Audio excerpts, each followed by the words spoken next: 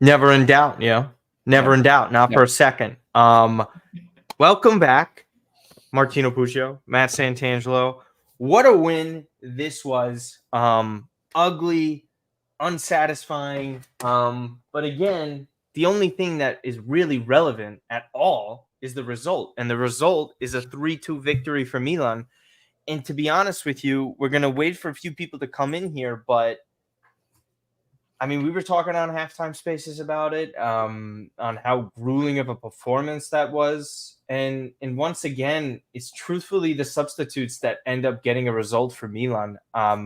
So your initial thoughts in general of everything that has happened. Again, welcome to the channel, guys. Like, subscribe, comment, everything. But Matt, go ahead. Your initial thoughts, bro. First off, thanks for everyone for joining. Appreciate that. That's always a big thing I always like to lead with. And it's always better when we're having the conversations after a Milan victory, of course, which is what happened today. 3-2. First off, I just want to mention, Martino, the video I tried to send you. So everybody, we tried to arrange. I never got the other points. So we tried to arrange to do our podcast to kind of recap the match against Bologna and preview this game. And I sent a video and I said it was going to be 2 minutes. It turned into 5 and I tried to trim it. And then me and Martino agreed just to bag it, right? In that video, I did actually say that we would win 2-1. And I said that we would get the winner within the last 15 minutes of the game. So not too far off. Again, I expected us to play a little bit better than we did. But nonetheless, as Martino just alluded to, the result is all that matters at this point. I don't care how they come. Milan are unbeaten in the last 8, 9 in Serie A.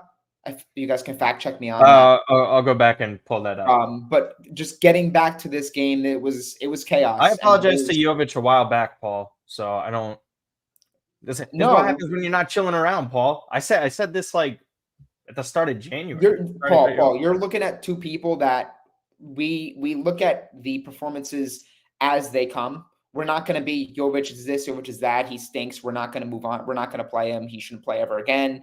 We're the type of fans that will look at the performance in a nutshell and say, he played good on this day. He did not play good on this day. And Jovic has been on fire since the back end of 2023. All competitions, he's been scoring. Whether he's been coming off the bench, whether he's been starting, he's scored goals, but he's also scoring very crucial goals. Yeah, months ago when he did nothing. Months ago when he was awful, Paul. Yeah, when he was awful. When he was awful and was playing 15 minutes, 20 minutes, starting games and was not touching the ball at all. It's all good, Paul. We're there's Sabrina. Also Sabrina, shout out to you. I saw you eight matches, by the way. Eight matches? Undefeated in Serie A. Really the last 2 defeats have been against Atalanta in Coppa Italia and Serie A. Yeah. So just whatever. Yeah. Annoying. But here is the really important thing. Milan winning this one also keeps a great pace for top 4. We see Fiorentina drop points. Regardless, I know people are just going to keep jumping at the fact that we got to be fighting for the title and this and that. It's like, yeah, but guys, come on. We've seen this defense. Did you see what was happening today? Have we seen what has happened in recent weeks? Talking about the midfield just being absolutely lackluster a large majority of the time. You just can't expect to win anything in this league when you don't have a defense like that. Steph touched on it perfectly in the halftime spaces as well. Juventus and Inter, and you even mentioned this as well in terms of controlling the tempo. These teams don't let a Frosinone dictate the pace of play, right? Juve's only example of drop points recently was because they were down a man for 85 minutes. And they almost won that game. And they did almost win that game. Top 5, it really just depends. Hi, Mats, for that. I think it just depends on the coefficients. Old Hud Rossonero, shout out to you, bro. Hope you're doing well. Great YouTube channel, guys, if you haven't subscribed yet.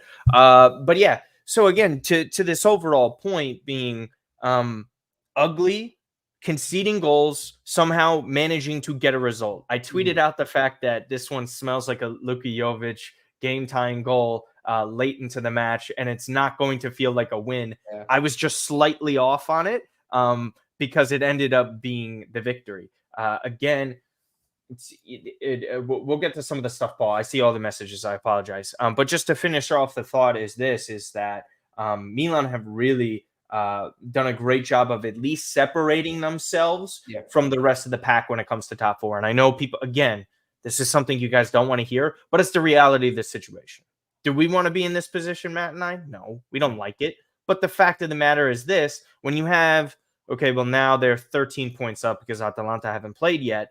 When you have a cushion like that, you feel very confident about things. When you're entering matches week in, week out, you know, okay, worst case scenario, if we're playing a little rough or we drop a result, that pressure doesn't mount because there isn't really any pressure there. And Sempre Milan also does a great job of talking about this with Ali and Torgrud and everybody on their podcasts, where they're saying we're on an island right now in third place. Yeah. We're not close to the leaders in Juve and Inter, but we're also not close to the other teams behind us. Is it the worst place to be? No, not at all. Is it the best place and where we want to be? Also a no. But the fact remains this: Milan have done enough with what they've had in this defensive injury crisis, because again, Juve and Inter are clearly better than us, but I would love to see them play with their fourth and fifth center backs for a long period of time like this. Okay, because they just, despite, I'm not even going to talk about the midfield because midfield quality is different.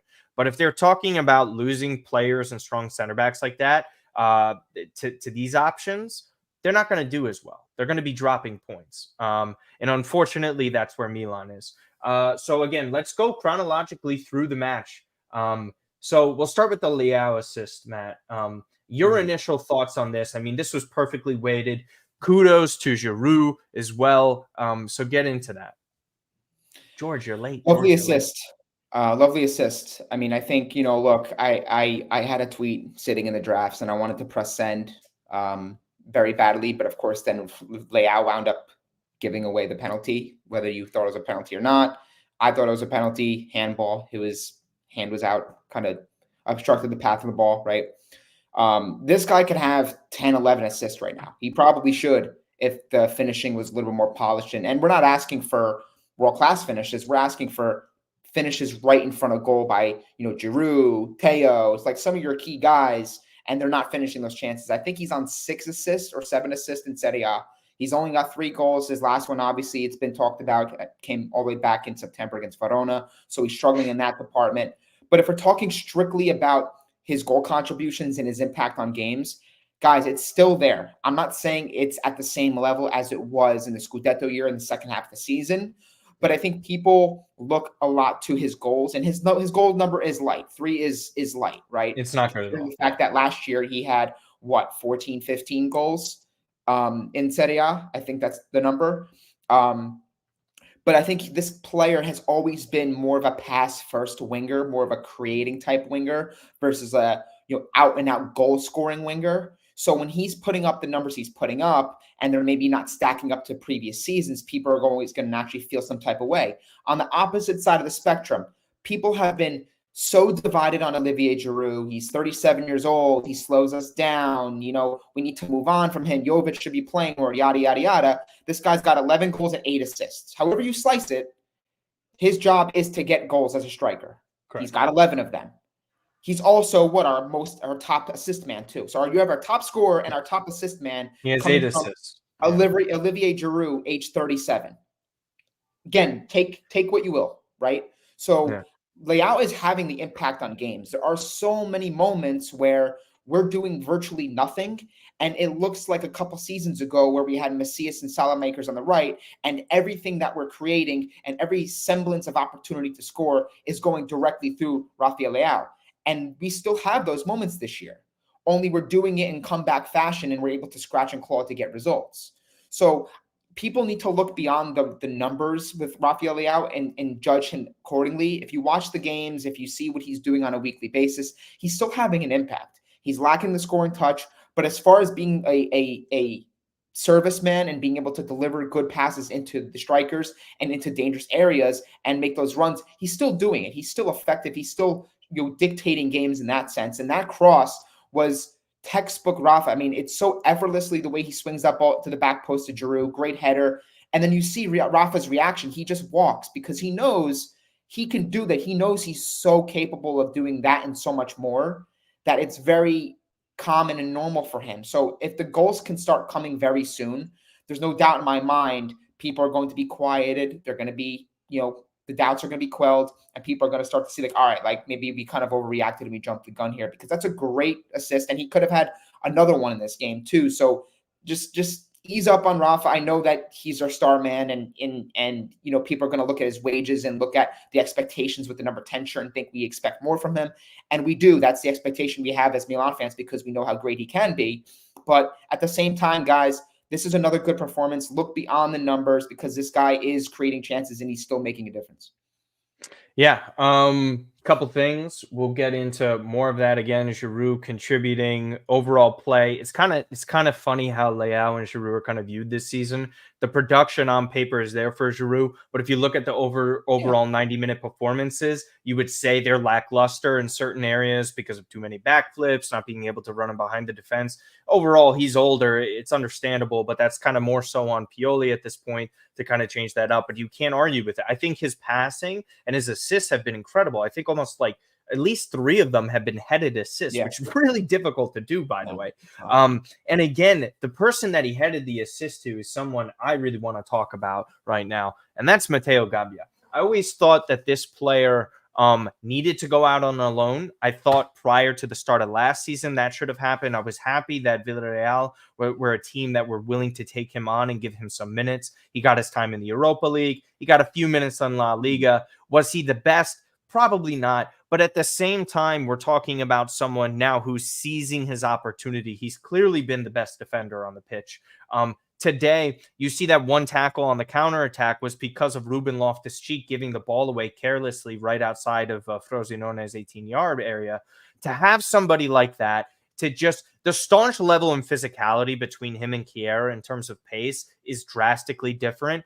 And the level of confidence that this player and Gabbia constantly gains as each match goes on is great to see, because, again, it makes decisions easier in the future. So if Kjaer ends up leaving, do you really need to replace him with another center back? Maybe you just go and grab another center back, right? I mean, if you're relying on Tomori and Chao in another year, right? Like Chao's a year older with this. Kalulu is obviously going to be an option as well. There's so many different guys that you could rely upon.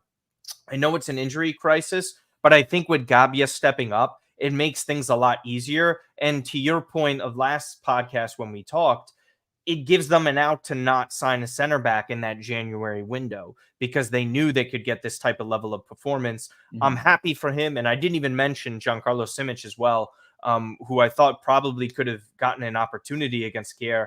The goals that Milan conceded today, Matt, that I kind of want to get into right now, perfectly avoidable.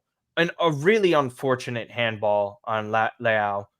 His arm was hovering over the box. His foot was on the line when he touched it as well. So that constitutes for a penalty. I just think that's purely bad luck. I can't really blame him for that. I think the second goal is something that it gets worrisome for a good amount of fans. And I'll say that because of Maignan not being able to save a shot like that. The one against Bologna, I'm not going to get on him for. Like, how many times does he have to try and stop them? But this one was a lot more savable than ones that he has conceded so far this season. But again, Malik Chow, Matt, is the closest center back to returning out of the main core. How much longer can Milan hold on? Because I'm not sure they could do this against Napoli. You're kind of hoping Nigeria keeps going deeper into the tournament for Victor Osimhen reasons. But overall, your thoughts on the defense today? Yeah, the defense has been it's been shaky the entire season. And I mean, I think you can't expect it to really be steady. When we really came into the season not having, we had depth, but we didn't have enough depth to withstand this type of crisis that we're in, right? We didn't have no one saw 5 center backs strong. You had Kalulu, who's young. Malik Chow this was entering his first full season. I know last year he played a good amount of the season in the second half. But as far as the body of work, the minutes, he didn't have a ton of minutes under his belt. So this was kind of more or less his first full season at Milan, in the sense of the responsibility he was going to be having, the amount of minutes he was going to be playing. By all intents and purposes, he was probably your third choice center back, whether you start Kalulu with Tomori or you start Malik Chow with Tomori. He's I think Kjaer is fourth in the pecking order, right? Clearly. And then you had whoever, Pellegrino. So it's tough when you have as many injuries as Milan has to get continuity and consistency in defense. And I just want to point to a couple quick stats. And you mentioned, off the top, Martino, December Milan podcast. Just a quick shout out to them. They do some phenomenal work. I actually made them a part of my Monday, Tuesday commute to work. I throw that on at 1.5 speed. So I get Torgrud and Ali in 1.5 speed. But it's really well timed, really well paced. And they bring up some really good stats. And entering this game, Milan had conceded 25 goals in Serie A. I think 18 of them have come in the second half. So they're a team that will be in pretty good positions at entering the break. And then they really make it difficult on themselves in the second half of matches. And that's where they've really dropped a lot of the points in my eyes. Now, 3 of those goals did come against Inter in the second half of that game. So if you want to, you nitpick here, but more or less, this team has been obviously very inconsistent defensively. And there's a couple other quick stats that I want to throw your way, Martino, because off the top, you did mention, the inability for Milan to command games like Inter and Juventus have been, and they've been on really good runs. Both have one loss in the league. So Inter have played 21 matches. They've conceded just 10 goals. Juventus have played 22 matches. They've conceded 13 goals. Milan as a team collectively have played in 23 matches, and they've conceded 27. So Milan have conceded more than 2 teams combined. And there's your difference. There really is your difference. Because Milan have 46 goals. Juventus have 36. Juventus aren't this juggernaut offensive scoring side like they were in the past. I know Inter, our 50 goals is pretty remarkable for them. But I think you look at it and think if Milan were healthy defensively and they just tightened up the screws a little bit and they were able to, avoid just the really ridiculous fatal errors that have led it to goals, this could be a much different conversation for top 4. And you even look at the last week, right? Because I think, we can reflect on certain matches and certain things and kind of compile the results and say, what if? Look how different the conversation would be for the title, right? Milan would have 2 extra points from last week if they didn't blow that because of defensive errors. And they had the comeback victory today. You had Juventus drop points last week, and now you have Inter and Juventus playing this weekend. Milan so you're gaining points on somebody. And we play both those teams back to back in April when we are getting guys back. So you see how you kind of look at everything, and it's going to be one of those things where Milan fans say, if we miss out 4 to 5 points, man, like we really kind of shot ourselves in the foot here because we made things extremely more difficult on ourselves, and we could have been much more in contention for this title than we are. But regardless, as you mentioned, Milan are stuck in 3rd, which look, it could be worse. They barely got top 4 last year. They got it basically, with Juventus being, and even if Juve had all their points, they only would have finished 1 point behind them. Yeah. Right. So there was a lot that kind of happened, but yeah, the defense needs to be sharpened. We all can agree there. Just real quick too, and then people in the comments we want to get kind of engaged as well. Yeah, it's Seth Rollins comment. But I want to ask you, if you phase out Kjaer leaves and Gabbia kind of is your 4th choice, right? And then you have Simic, maybe he's your 5th. You still feel like we still need to go out there and maybe get a Buongiorno level central defender, right? You would agree, we can't just be, you can't just be Kalulu, Tomori, Chow, Gabbia, Simic. You still. Then you have to sell one of those guys. Or loan Simic out. I don't understand making a big purchase when we have big needs at the number 6 in the striker position. That's my issue. So and personally speaking, do you think it's Simic loaned out for a year with an option to buy? I think Simic should be loaned out for a year. They did do that, surprisingly, that same type of formula they did with Chaka Traore. Do you think that's a similar formula? I don't want that. I don't want that formula because that could possibly be triggered. And again, too, as well, the rumors have been that Milan, teams wanted them, Simic, but it was just for a dry loan. They want him. They're going to extend him for the future. I don't really see him leaving. But the thing is, with Buongiorno and how much money Cairo will be wanting for that, relative to Milan's needs and how much money they will have on the market, I don't find it wise. I don't think it's a move that you have to make. I think if you're saying we sell a Kalulu, and even then, I kind of find right back to be more of a position that you need to upgrade.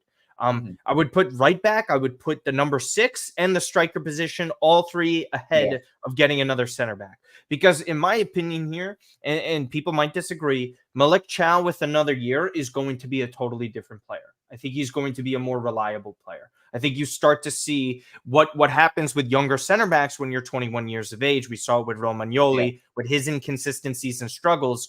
once you get more experience underneath your belt, because it's harder to make mistakes as a center back as it is for an attacking player, as opposed to an attacking player. An attacking player, you're going to consistently get your chances, and it doesn't affect the team as negatively if you're making poor choices, right? Because you could just get the ball back and go again. But if you make a mistake as a center back, your team is likely conceding, which is a bigger negative to your team overall than it would be for an attacker messing up or missing a goal, depending on the game, right? It's usually circumstantial. For that, I think it's like, Milan have a imaginary budget, right? It could be around 100 million, depending on Europa League and some other sales. If you have a budget of 100 million, and I said this and we talked about this, I'm making purchases for 3 to 4 players around 30 to 40 million each, right? I'm not doing this. Let's get 8 to 10 guys worth around 20 million. That's not what they need. And the comment was made perfectly by Ali Oxenfree, and shout out to Admiral, by the way. Good to see you again. But the comment was made about Milan had to reinvigorate that bench. They did that. They don't need to do that this summer, right? Because of all the moves they made the past summer.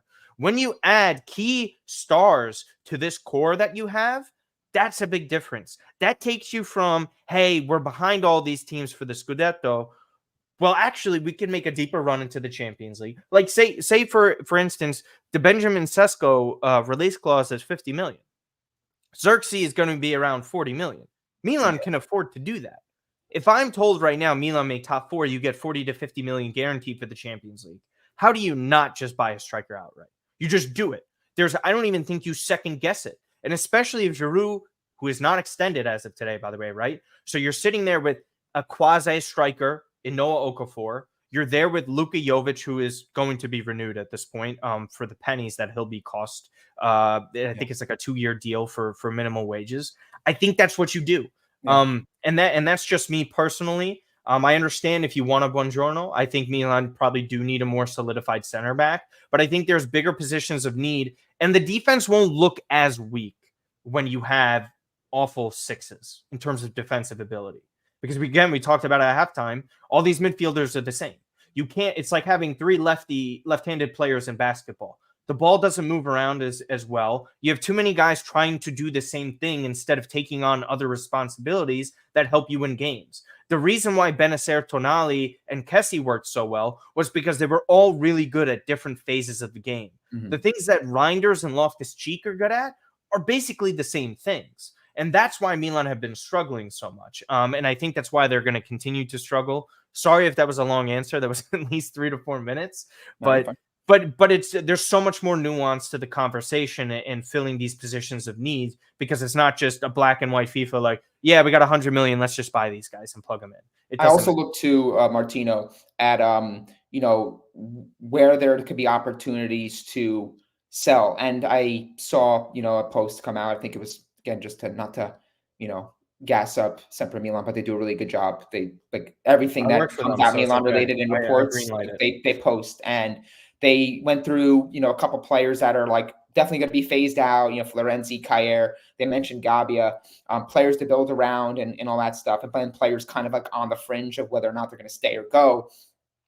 And I think there's some opportunities within this team that, in addition to Milan getting money coming in to spend and what their projected budget could be, I think there is still opportunity for them to, let's say they wanted to sell a Pobega, right? And then they wanted to maybe put a little bit of that money towards a number 6, as you mentioned. I think, when we have Ruben Loftus-Cheek playing as an unconventional number 10, he's not a number 10. I know he scored goals and I know he's producing in that sense, so credit there. But I think we leave such an exposed area in the defense and in transition, which is where we've been getting beat quite a bit, that we do really lack a number 6. I mean, look how we've really transitioned from a couple of seasons ago from the Scudetto, right? You had Benacer, we had Tonali, we had Kessie. Tonali and Kessie were very good defensive work rate and defensive players for us. You lost Kessie. Then you lost Tonali. So you lost Kessie and Tonali in back-to-back summers. And basically Benacer. And Benacer's been out and injured, and you haven't really replaced and filled that void. A number 6 is absolutely vital. There's a lot of players who can play with the ball at their feet, who can pass. You got rid of Krunic. Now you have Adley. I think there really has to be an emphasis on a number 6 coming in the summer. I know it was a focal point for Milanisti in the summer when they were talking about, can we get maybe a Dominguez or this player or that player? We really truly do need a number 6, because I think that's where we're really lacking, and that's why I think we have the inability, and we struggle so mightily to command games the way a team of our caliber, a team of our ambition to. That's where we're lacking.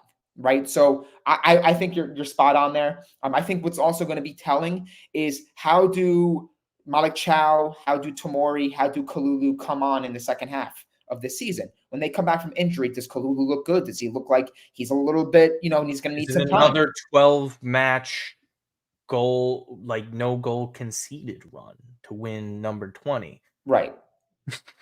Yeah. I mean, listen, I think there's a lot of things that we have to kind of wait and see on. That if we see that certain defenders are, hey, this defender, he's not looking too good, like Kaluz, he's going to take some time.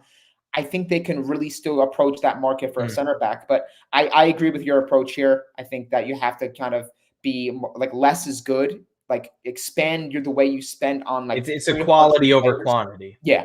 We did it last year where we got numbers in. So let's go back to the team building match. Just really quick on Claudio. Yeah, he's going to be shifted to the number 6 position, but how many games does he play? You can't rely upon him. That's unfortunately the reality. You're not wrong. That's exactly what they're going to do. That's what they've been doing, but you can't rely on him. You need someone to back him up. And Zugazig, come on, bro. It's obviously a lack of defensive. The shape too. Well, yeah, of course it's the shape, but like, why do we think that shape is the way it is? Because you don't have a defensive. You don't have a true number 6. That shape. You have to have somebody that understands those responsibilities. And Benacer today, by the way, he's also partially at fault for that second goal. That's him not doing a great job of having the awareness. I understand when you're out, it's hard to get assimilated back in there. But when you're healthy and playing, you have to be considered, have to be under criticism for anything that you do. And by the way, the flop of the match was Calabria. Horrific. Horrific match from him. Like up the video if you guys have not already.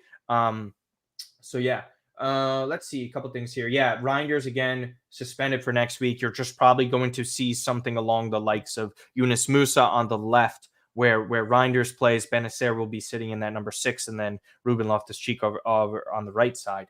Again, you're probably going to have Gabbia Kier with Calabria, Teo, and then again the same attacking trident up front. But yeah, that's the reality of the situation. Listen, Luka Jović, let's get into it. George, you came in late, and I thought you watched all the videos, dude, but I've given credit to Jović. Maybe sometimes you miss some of the stuff, so I can't really bend in on you. But again, guys, if anybody here wants to clip this, I have said Jović has played well for weeks on end now. I don't know what else you want me to say at this point. It's a broken record. And again, to keep the topic on Luka Jović, I mean, I tweeted yesterday morning that he should have been starting for this game. Giroud proved enough, right, with the 2 of the 3 goal contributions. But Jović again with the winner here. Even why not as Giroud as a super sub? Like, let's see what we can get from Jović from minute 1. I have a feeling we can grab multiple goals prior to, rather than like, there's just one because the intensity can drop off for Giroud. I think Giroud's value more so lies in being a player off the bench. And I know it's kind of hard to argue when Jović is producing like this off the bench, but I think Jović with a bigger sampler size and with better legs than Giroud at this point in his career could warrant to start. I can counter. It's not going to happen against Napoli. I thought a game like Frosinone should have been that, but go ahead. I see, and I can agree there. And we've kind of been aligned on that for a while with Jović and his usage, and ultimately, whether he's more effective starting, coming off the bench, but he's delivered in both, scenarios, regardless of when he's been called upon. That's a testament to him being ready and being able to, come into a game and make an impact regardless of when he's called. But I'd argue that, look, I think that there's a reason why that Pioli keeps playing Giroud to start games. I think that, from one, he's a target man in the box. And I think Milan, because they have a lot of players, like Teo and Leão and Pulisic, who do like to cross the ball, and that is some of their strengths, I think it gives them a real target in the box, and Giroud's been that guy. I mean, you mentioned about 3 to 4 headed assists, but also the goals he scored via the header, right? So this is really the only singular player in my eyes that we have that can offer a threat early in the box to score goals. And we don't have the sort of gigantic center backs that maybe Inter have and Juventus have, where those guys are your targets on corners and set pieces and crosses. So I think that there's maybe that kind of plays into it. Again, I could just be overthinking it, but I also look at when Jovic is coming into games, and I think what he is able to do with his movements and his ability to get into the right pockets of space to get the goals is, I think that he's able to take advantage of maybe tired legs, and he's a little bit more mobile, and he's a little bit more adept at running in behind defenders. I think there's a lot more movement and unpredictability with Jovic, and when you have tired legs like the opposition may have, I think that's where you really are able to get a guy like Jovic who can pounce on the loose balls. A lot of his goals are very similar in nature. It's not like he's bobbing and weaving and dribbling past 2 to 3 guys. He's not that type of striker, but he's getting in the right spots, and he's able to be clinical. And I think that really comes down to defenses maybe being a little bit sluggish, a little bit more lethargic, tired, switching off very slightly. And in those moments, that's where Jovic is really capitalizing on that. So I'm not disagreeing with you, but I do think that's maybe what is kind of playing into, well, should I start him? Should I come him off the bench? And I think regardless, look, I'm not a big Pioli backer. I'm not going to say I'm pro Pioli. I'm not going to say I'm anti Pioli. But I will say that the way he has used Jovic, whether it's been starting or coming off the bench, it has worked. Now, whether he's made the right timing with these decisions to bring Jovic into the game is another conversation, because people argued, well, he should have been on much earlier in this game. We left it a little bit late. He got the goal, but we could have had maybe a little bit more assurances, and we could have went for it a little bit earlier. Nonetheless, I don't think we are really right now, with our current striker situation and coming into the season, are in much of a position to say 11 goals and 8 assists for Giroud. I think 6 or 7 goals in 700 minutes for Jovic all competitions. Like, that's really good production. I'm not saying it's been flashy. I'm not saying it's been always very consistent. But if you look at the overall body of work from the striker position, and you have Okafor at times that hasn't been playing centrally, like, can you really complain all that much? I mean, Giroud is what? A top 3, 4 in the Capocannoniere race? He's not going to win it, but 11 goals from a striker is not bad. Jovic doing what he's doing is not bad neither. So, I will say this. This is also the last thing too. I mean, it's a luxury if Milan are able to somehow find Jovic, and he's able to be like consistently this. I'm not saying he's going to be a 15 to 20 goal scorer, but if you're able to go from phasing out Ibrahimovic to being Giroud, and then Giroud's phased out. Now Jovic is your backup at 26, and you're able to go and maybe get another striker. See, now you have like a Sesko-Jovic tandem, and now you have guys that are younger, that are mobile, can move a little bit, give you the defense a little bit of look, a little bit of a different look. So, and at a fraction, you mentioned the cost. I mean, it's peanuts. If he's delivering like this for peanuts, that's an absolute steal. Yep. Yeah, no, exactly. And again, to the point with Giroud, it's really just about this results over overall performances, right? Like Juve last year, their performances were horrid, terrible a lot of the time, but the results were there. They were winning games 1-0. That's what kind of matters at the end of the day. Hey guys, tons of you in here, around 78 or so. If you want to like up the video, just do that for us. That helps us immensely. Again, That Milan podcast, everywhere that you could watch. Again, there isn't too much left to talk about now. We have Napoli next week, and then Europa League starts to kick off very soon after.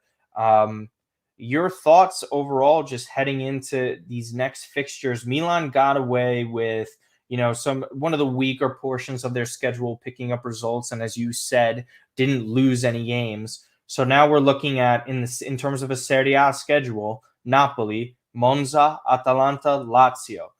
That'll finish out the schedule for February. So it's not going to be the easiest of months in terms of Serie A. And then you factor in the 2 matches against Rome. How are you feeling heading into that Europa League, this Napoli match? How does Pioli handle this? Who starts where? Does Jovic start in the Europa League? I think that's a possibility as well. But yeah, just the outlook for the next couple of weeks. What are your thoughts? So it's interesting because we're 8 matches unbeaten. We've been able to, like many other teams, have the luxury of no overlap in competition, right? The Coppa Italia, we got knocked out by Atalanta. The Champions League, we got knocked out as well, and we had that long layoff between getting knocked out of the Champions League and of course playing in the Europa League, which is coming up in a couple of weeks, right? But I do think that what's interesting too, and this is something that kind of crossed my mind, Martino, when we were going through us being caught in no man's land, the Scudetto looks very unlikely unless big collapse from the teams above us. But we're very cozy, very comfortably, secure as of right now in that top 4 conversation for Champions League for next year. With guys coming back and the fact that we've been able to really navigate the early parts, the late parts of December, early parts in January, and obviously the first fixture here in February. Does this give Pioli the green light to go after the Europa League? Is he a little bit more aggressive? Because I know the conversation was. I know what you're saying. Yeah. The conversation was, well, we don't want to finish third because we don't want to play in the Europa League. We don't have the facilities that mean, right? We don't have the facilities for this, right? Or we don't have the capacity. But now, because of the results we've garnered, because of the, over the next couple of weeks, we're going to be getting some really crucial defensive players back, and we're in a good run here, at least results wise. Does that give Pioli the green light to say, you know what, we're probably the titles, we're not going to give up on it. But man, we got a big cushion between us and being out on the outside looking in at top 4. Like, let's go. Like, let's see what we can do from the Europa League. Are you of that belief? Are you in that camp? Or you feel like, you know what? The Europa League is still going to be very tough. You have very good teams in the competition still. Liverpool, probably even the favorite at this point. And Rennes is not going to be a laydown team. They're a team that Milan should be able to beat. But regardless, we've seen how some of these teams in the Europa League, they get up for these games against Milan. The teams that, got knocked out of the Champions League and now they're in the Europa League and they think they're going to boss their way to a final or a deep run, and they get humbled, right? We saw that a couple of years ago with Lille, where Milan got completely outplayed by Renato Sanchez and some of the others. So are you in that camp where now you're looking at the schedule and again, Napoli, Rennes, Monza, Rennes again, Atalanta, Lazio, that's a pretty tough schedule. But do you think that Pioli will be very mindful of saying, hey, let's field good lineups against Rennes. Let's see if we can actually push on and make a deep run in the Europa League? Or do you think he'll stand pat and be like, you know what, let's not go too aggressive for it. Let's see if we can prioritize, securing top 4 and, let the chips fall where they may in the Europa League. What do you think? Personally speaking, I think you just have to evaluate where you are. Like, it's so early. Again, Europa League has an extra round in the knockout stages as opposed to the Champions League. So there's 2 extra fixtures that would come in for that, just so people know. So that's even more matches there. I think it's just all about health at this point. What do you have in the defense? Because again, there is some worrisome, topics to be mentioned about, like this is where I have major issues with Pioli, right? That difficult schedule is coming up very soon. And you don't rest Kier at all. You're just really just banking on Chow, Tomori, Kalulu to get back in there. And they haven't been match fit, by the way, right? There's a difference between being healthy and then match fit, because healthy means your body is okay. But how many, and the way Milan play too, it's not like a traditional back 4 where they're actually sitting a lot deeper. These are guys that are required to run a lot. And that's why Kier has been exposed, right? So when you have all of that stuff culminating, you have to evaluate time by time. I will say this. If that cushion of 10 points remains, it's like 13 points now with Atalanta with the game in hand. If that remains and you advance to the next round of Europa League, you have to move in all. You have to. I think you push your chips closer because there's multiple benefits. One being the fact that Milan get more money from Europa League. I think it keeps everybody's minds sharper, because I feel like sometimes, and I'm not saying this is the case, I'm not making excuses for these players and coaches, but sometimes when you don't really have much to fight for or play for, You can, brain fart here. The total lack of intensity can show up, and that's something you just don't want. You want something to play for. There's no Coppa Italia. You mentioned they're not really in the race for the Scudetto. It's really and okay, Joe, this is actually a great point. There's also Pot A for the UCL. There's things that you could do for that. I think Milan have an opportunity to win the Europa League. I don't see us beating Liverpool. Liverpool are incredible. If Liverpool get there, like, they're really difficult to beat. Leverkusen are better than us. Florian Wirtz and Boniface would destroy our back line. It wouldn't even be a conversation. It would be really bad. They're an incredible duo. And Leverkusen been beaten, right? Like, they're still unbeaten and only 2 points ahead of Bayern. So that's typical Bundesliga. Yeah. But I'll say this. I think, and again, we say this time and time again, if you're AC fucking Milan, you go and try and win every fucking game in front of you. And if you don't do that, then get the fuck out. Candidly.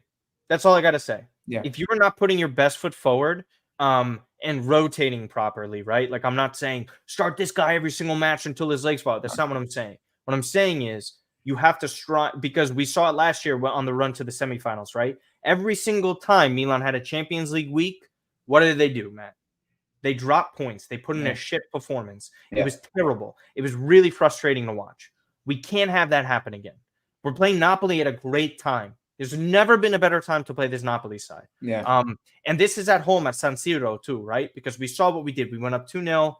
The goals that they scored in that was the match that really put second half goals. I mentioned the second half goals. 2 second half goals against Napoli, 2 second half goals from a 2-0 advantage against Lecce, 3 in the second half against Inter. I mean, look at it. Yes. Like, it's and then obvious.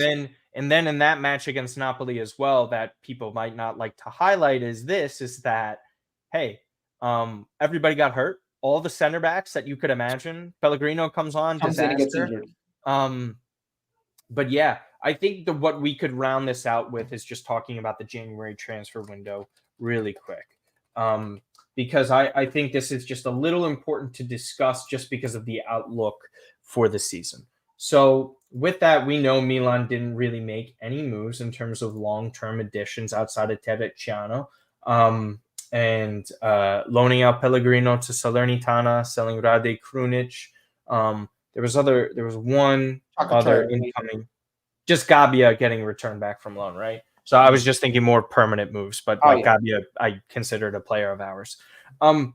Milan didn't make an attempt in the market at center back. I agree with Ferlani's comments. We pretty much discussed that at length. The wiping away of the growth decree really prevented this club from making any moves further.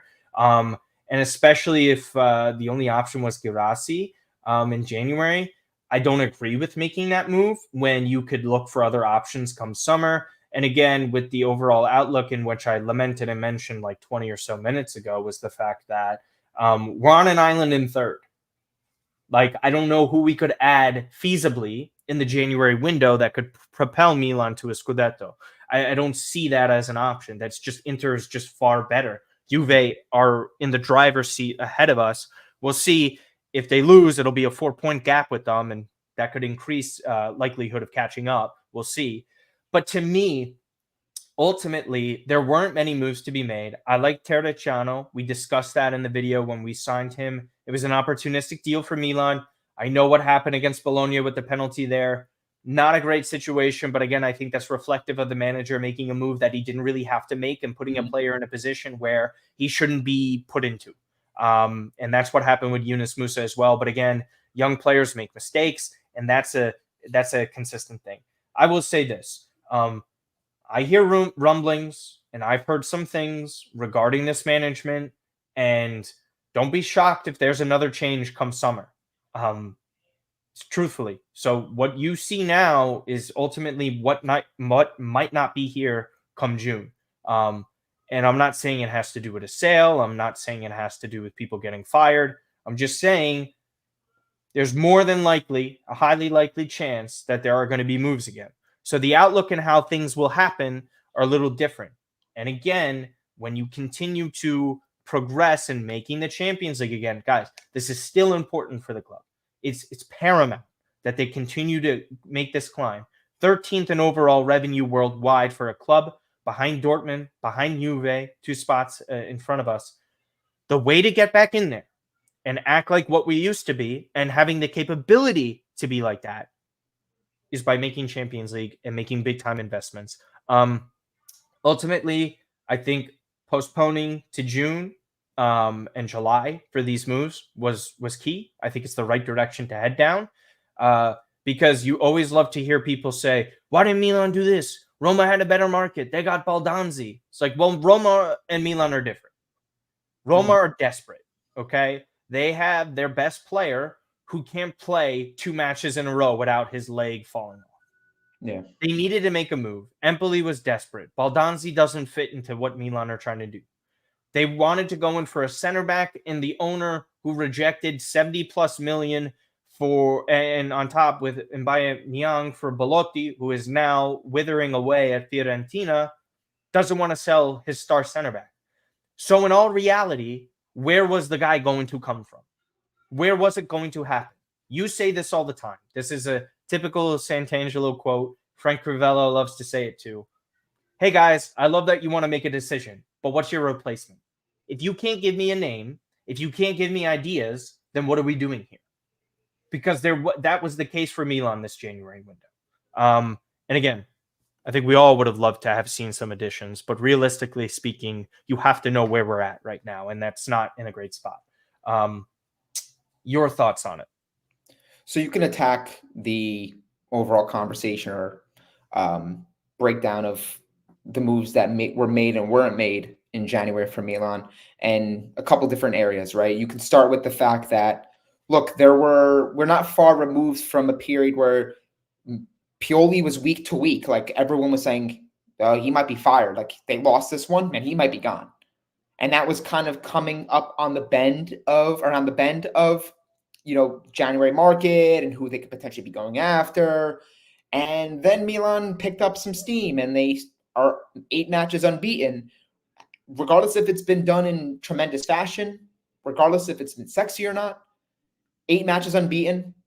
They're very much cozy in third, above the competitors in the top 4 conversation. Obviously, the Scudetto looks like it's going to be very, very difficult and uphill battle, but it's not completely finished. You play both those teams once more, and those 2 teams play this weekend, as we mentioned. And the fact that a lot of the targets they were going after and a lot of the guys they were rumored to be interested in for January, all of a sudden the growth decree was yanked out, and now all of a sudden they're like, we have to reassess now because our market maybe was predicated on having the benefits of the growth decree to go after player X or player Y, and now you have to reassess.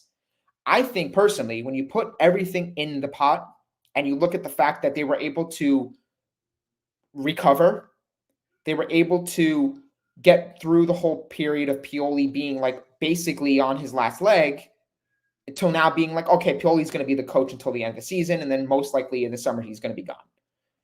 Then they're looking at, all this conversation talk about, well, now who's going to be the next coach?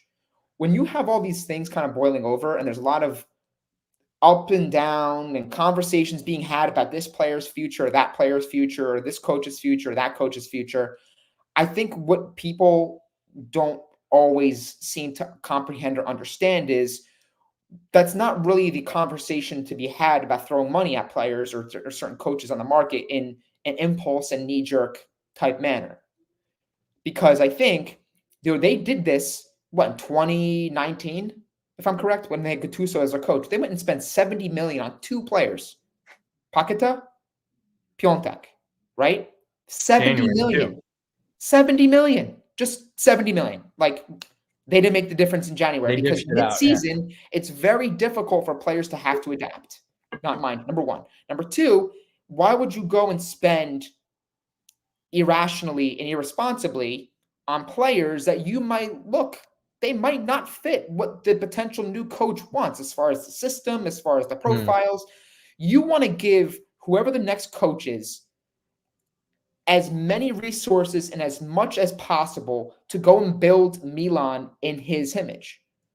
So if that means saying, hey, look, Thiago Motta, hey, Antonio Conte, whoever the coach may be. Yeah. These are the players that are fundamental to the project. These players are a little bit past it. The Caiers, the Florencis, we can get rid of them. We can get different guys in there. But you want to present Milan in as clean a position as possible for that next coach to go out there and get, hey, you know what, Malta, you're our man. We know how Xerxes worked under you. Ferguson worked really well. Let's go out there and get them. Or, hey, Conte, you know what? You want to play 3-5-2? Let's go out there and get that right wing back. Let's get someone out there who can play in that wing back role.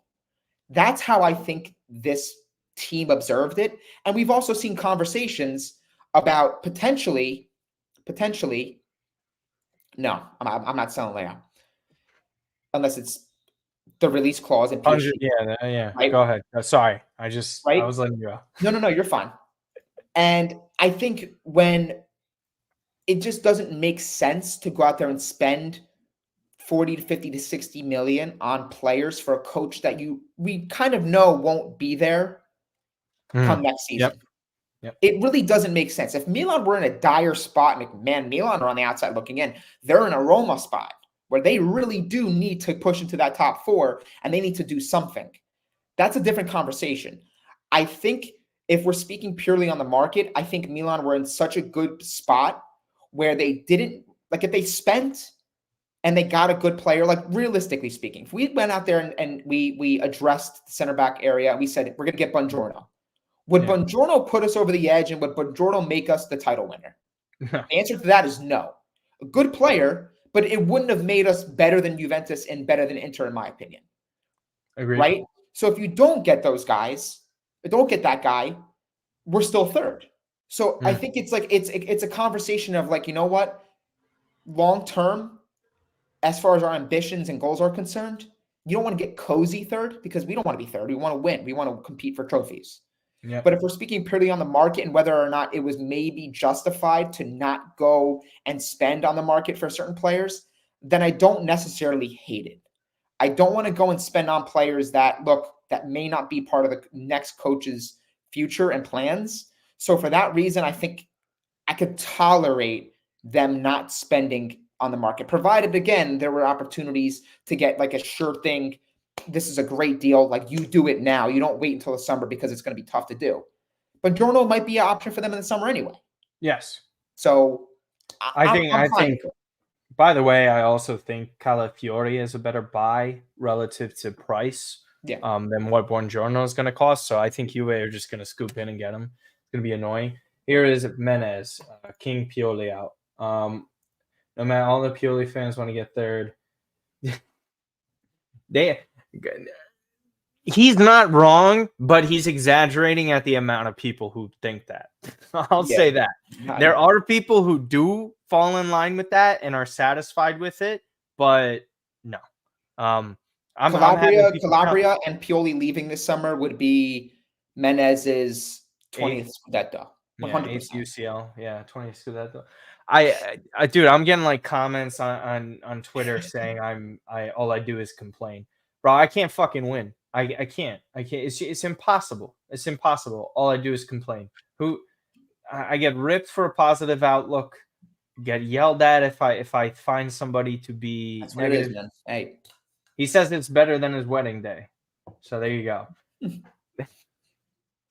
But yeah, there isn't too much left to discuss here. We really appreciate all of you. Schedules are hectic. My schedule once again at work is changing, so no solidified days. I'll do you guys all a favor, and those who weren't able to listen and watch the entire thing from the very beginning, one, you could always do that here on the YouTube. It's absolutely no problem. The full video gets uploaded after. All you have to do is go to the live tab to go back and rewind to the very beginning. In fact, you could even do it right now if you chose to do so. I will be uploading this audio-wise. So again, just any other final comments before we head on out? I've been posting all your stuff here. Not really. Just again, want to thank everybody for joining us live. Especially, I know people got a lot going on, and they can easily listen to us, after the fact. But to have live viewers who join us and have that conversation and want to engage right after the match is done. We really do appreciate it. We're getting so much growth. I know Martino tweeted out, we're getting people that are not just listening to the podcast, but they're listening to the entirety of the podcast. And it's an overwhelming percentage. Yeah. It's a testament to you guys backing us and, enjoying the content we put out. If there's anything you'd like us to focus on, maybe there's like a different topic or, a segment you'd like us to introduce into more of our weekly podcast, just let us know in the comments on YouTube. Message us on Twitter at Matt_Santangelo, and obviously Martino has his information there as well. And again, thank you guys so much in the comments. Thank you guys for joining us and supporting us.